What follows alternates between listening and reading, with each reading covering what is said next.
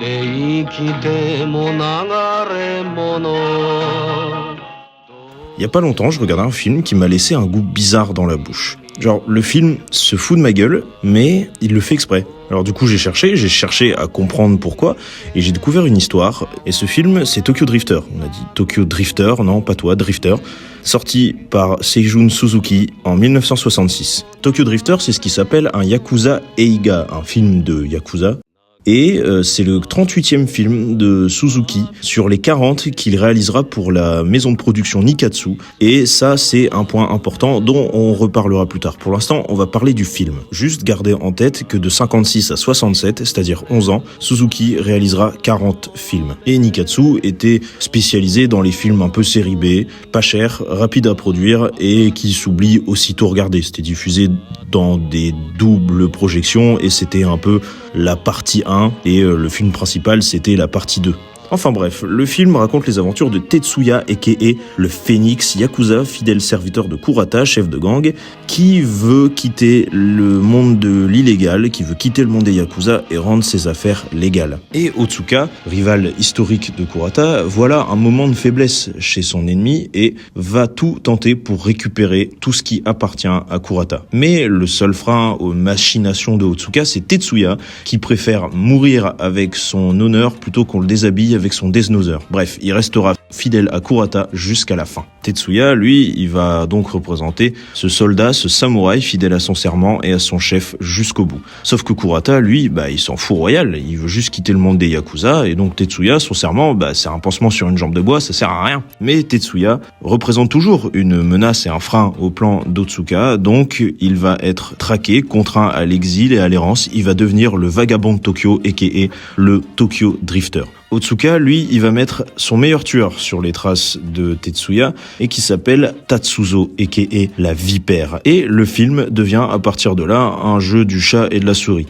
Tetsu se fera aider de Kenji, aka l'étoile filante, et c'est un mélange de machination, de retournement de veste, déjà retourné 3 fois auparavant, et une romance qui ne sert que d'intérêt scénaristique. C'est décousu, des fois même à la limite du compréhensible, comme si le film voulait pas faire d'efforts, en vrai. Le thème musical est tellement asséné en permanence qu'à un moment, il semble rentrer carrément dans l'univers, dans la diégèse du film. Et on alterne entre des moments très premier degré, très sérieux, très lourds, et des moments quasiment cartoonesques. Sans déconner, la scène du saloon, c'est digne des bagarres du village d'Astérix, et j'exagère même pas. Et ce genre de truc un peu what the fuck, ça arrive tout le temps. Ça arrive même tellement tout le temps que tu te dis, c'est pas possible que ce soit de l'incompétence. Suzuki, il en est à son 38e long métrage, je le rappelle. Et tout ça, ça dénote particulièrement avec des cadrages méticuleux, il y a un vrai œil artistique au niveau visuel et même les décors qui semblent sortir tout droit d'un autre monde. On n'est pas du tout dans un film de Yakuza série B classique. Ils sont surréalistes, colorés et ils donnent vraiment un côté pop art au film. Et donc après tu réfléchis et tu te rappelles les surnoms des personnages. L'étoile filante, la vipère, le phénix, le fait que les gentils et les méchants finissent toujours par se tomber dessus peu importe où ils sont, le fait que le scénario soit rempli de trahison, de personnages caricaturaux au possible, sauf Tetsuya, c'est le seul qui restera fidèle à son serment jusqu'au bout. Et du coup, le scénario et la réalisation, ça fait une œuvre vraiment coupée en deux, comme si le film se moquait de lui-même entre un scénario caricatural et volontairement décousu et la réalisation avec un regard artistique et quasiment moqueur de lui-même. Alors du coup, après avoir regardé le film, franchement, j'étais dérouté. Je me disais, c'est pas possible, il y a un truc avec ce film et je voulais savoir pourquoi. Et j'ai découvert une histoire qui est franchement extraordinaire. L'histoire d'un homme qui aurait dû être condamné à l'oubli le plus total, mais que l'audace aura fait rentrer dans le panthéon du cinéma.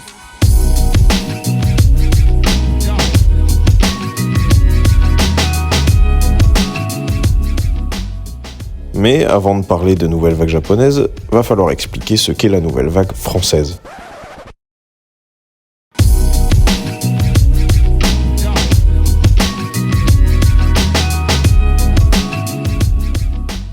Le terme de nouvelle vague est né de la plume de Françoise Giroud en 1957. C'était une journaliste, sociologue, qui l'a utilisé à l'époque uniquement pour décrire la jeunesse française en général. C'est en 1959 que le terme sera attaché aux jeunes réalisateurs français prometteurs du Festival de Cannes, notamment François Truffaut pour Les 400 coups et Albert René qui présentait Hiroshima mon amour. Les têtes de proue du mouvement sont des noms qui vous sont peut-être familiers. Jean-Luc Godard, François Truffaut, Éric Rohmer, Jacques Rivette. Même si on peut bien sûr citer Agnès Varda, Claude Chabrol et bien d'autres. Tous les quatre sont issus de la revue Les Cahiers du cinéma et lassés d'un cinéma d'après-guerre trop classique, codifié, prévisible, chiant, on peut le dire, et du coup ils ont décidé de se retrousser les manches parce que le cinéma qui leur plaira, ce sera leur cinéma à eux. Du coup ils ont pris toutes les caractéristiques du cinéma qu'ils détestent et ils les ont foutues à la poubelle. Est-ce que vous le saviez ? Je crois pas, non, on travaille dans des conditions de simplicité, mais... Règle numéro 1, dans la nouvelle vague, un réalisateur doit être auteur de son film. C'est un artiste, ce n'est pas un faiseur, c'est pas quelqu'un qui réalise une commande, il est le véritable cerveau, il a le pouvoir de décision ultime et ce sera sa patte à lui qui sera posée sur le film. Règle numéro 2, les thèmes des films sont beaucoup plus libres et beaucoup plus libérés. Il y a beaucoup plus d'histoires d'amour jugées déplacées à l'époque et il y a de plus en plus de femmes à l'écran dans des rôles qui sont bien moins caricaturaux. Règle numéro 3, le cinéma, ça n'a pas besoin d'être cher pour être de qualité. Les décors et les éclairages seront naturels. Il y aura aussi beaucoup d'acteurs au CV qu'on qualifiera de relatifs. Et le résultat de tout ça, c'est que les films n'ont pas à faire plaisir aux spectateurs. Il faut que le spectateur sache qu'il regarde un film par la narration, par le montage, par le jeu des acteurs, par l'éclairage artificiel quand il y en a. Par exemple, les jump cuts, ça a été créé par la nouvelle vague, ça a été créé par Godard dans À bout de souffle. C'était utilisé pour créer de la distorsion dans les dialogues et des fois même, en parlant des dialogues, l'acteur va directement parler au spectateur. Le but, c'est qu'il ne se repose jamais devant une fiction bête et méchante. Ces règles ne sont pas une bible, il n'y a pas de bible de la nouvelle vague parce que le mot d'ordre, c'est liberté. C'est tant que tu montres que tu veux casser les codes, vas-y. À la fin des années 60, le mouvement va perdre grandement de sa fraîcheur. Et naturellement même, le mouvement anticonformiste et anti-code par excellence va devenir juste une mode. Mais ça aura quand même laissé un grand héritage dans le cinéma mondial. Et oui, mondial, c'est là que nos histoires se rejoignent. Parce que Tokyo Drifter, c'est un film de nouvelle vague. Des personnages caricaturaux avec des surnoms ridicules, sortis de nulle part, un scénario qui s'entortille, des décors spatiaux, je sais pas comment les décrire. Et toutes ces choses qui font que ça se voit que le film est au courant que c'est un film et qu'il se fout de la gueule à la fois du spectateur et de lui-même. Et c'est ça, la nouvelle vague. Un film est au courant que c'est un film. Et ça s'explique aussi par l'histoire que Suzuki vivra chez Nikatsu Productions, sa maison de production chez qui il a travaillé pendant 11 ans. Imaginez Suzuki qui travaille depuis 10 ans à la Nikatsu Productions. Il fait 3 à 4 films par an, c'est énorme, et uniquement des films de commande. 3/4 c'est des films de Yakuza et il est là pour faire ce qu'on lui dit de faire. T'innove pas, juste tu fais et c'est tout. Et imaginez aussi Suzuki qui pendant ce temps-là regarde ce qui se passe en France, ce vent de fraîcheur, cette nouvelle vague, et il se dit mais vraiment les Nikatsu qu'ils aillent se faire foutre, moi aussi je veux être un artiste. Et c'est ça le point le plus important qui fait de Tokyo Drifter un vrai film de la nouvelle vague. Et pour toutes les raisons que je vous ai déjà énumérées, le film Tokyo Drifter se fera massacrer. Vraiment, il sera jugé incompréhensible, décousu, bref, je vous ai déjà tout dit. Et du coup la Nikatsu, elle regarde Suzuki et lui dit attention, on recommence pas.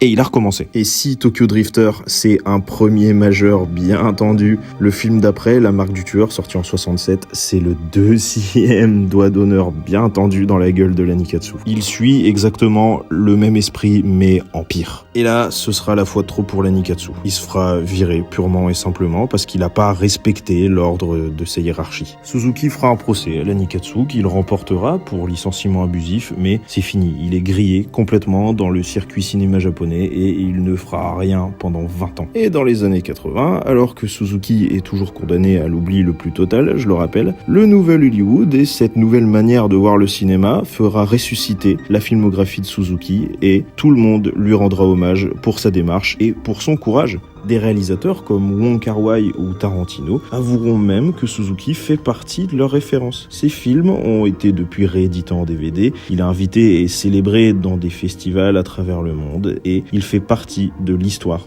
du cinéma. Il s'éteindra à l'âge de 93 ans en 2017 et on imagine avec la conviction et la satisfaction de se dire qu'il a toujours été ce qu'il a voulu être, un rebelle, un visionnaire et un artiste. 深刻になれば深刻になるほどね、物事は滑稽なんですよ。